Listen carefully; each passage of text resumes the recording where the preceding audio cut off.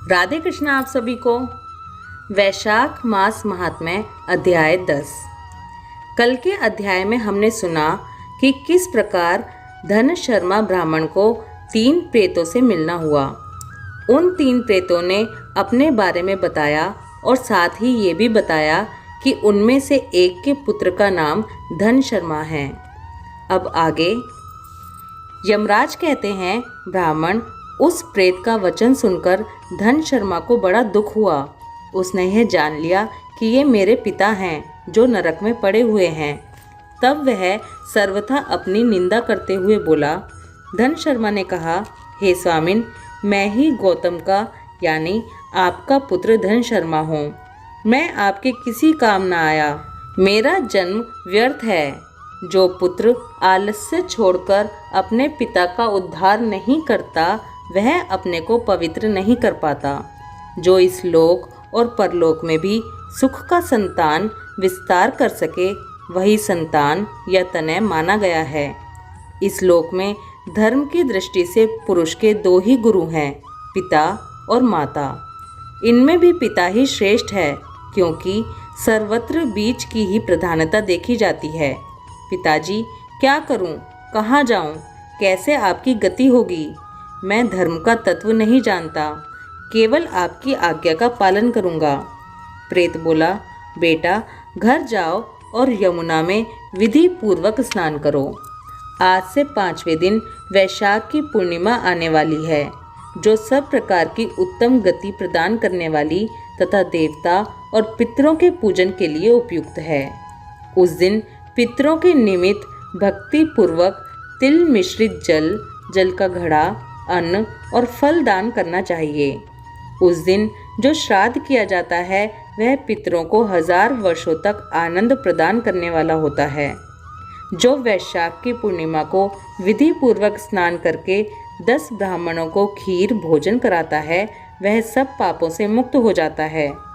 जो धर्मराज की प्रसन्नता के लिए जल से भरे हुए 7 घड़े दान करता है वह अपनी 7 पीढ़ियों को तार देता है। बेटा, त्रयोदशी, चतुर्दशी तथा पूर्णिमा को भक्ति परायण होकर स्नान, जप, दान, होम और श्री माधव का पूजन करो और उससे जो फल हो वह हम लोगों को समर्पित कर दो। ये दोनों प्रेत भी मेरे परिचित हो गए हैं, अतः इनको इसी अवस्था में छोड़कर मैं स्वर्ग में नहीं जा सकता। इन दोनों के पाप का भी अंत आ गया है। यमराज कहते हैं, ब्राह्मण बहुत अच्छा। ऐसा कहकर वह श्रेष्ठ ब्राह्मण अपने घर गया और वहां जाकर उसने सब कुछ उसी तरह किया। वह प्रसन्नता पूर्वक परम भक्ति के साथ वैशाख स्नान और दान करने लगा।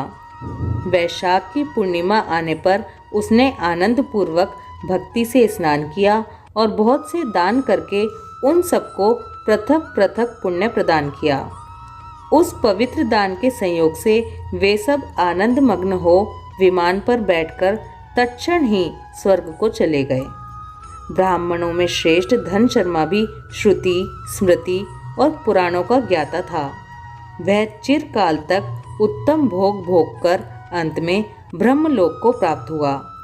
अतः यह वैशाख की पूर्णिमा परम पुण्यमयी और समस्त विश्व को पवित्र करने वाली है।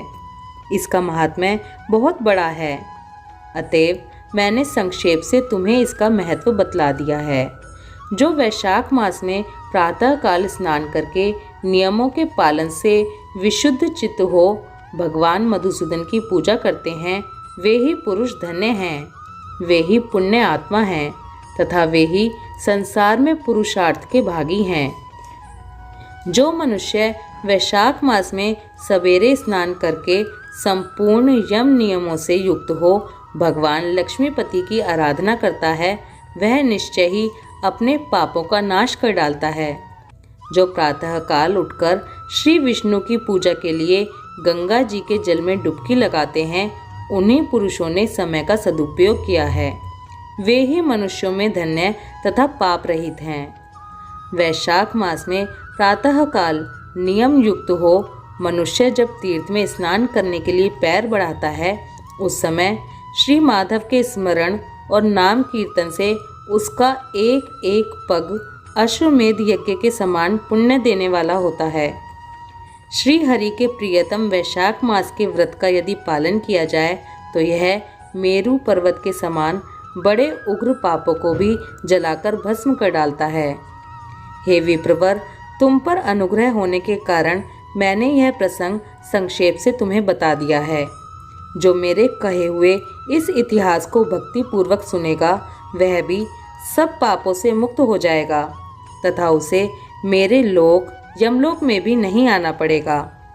वैशाख मास के व्रत का विधि पूर्वक पालन करने से अनेकों बार के किए हुए ब्रह्म हत्या इत्यादि पाप भी नष्ट हो जाते हैं, यह निश्चित बात है।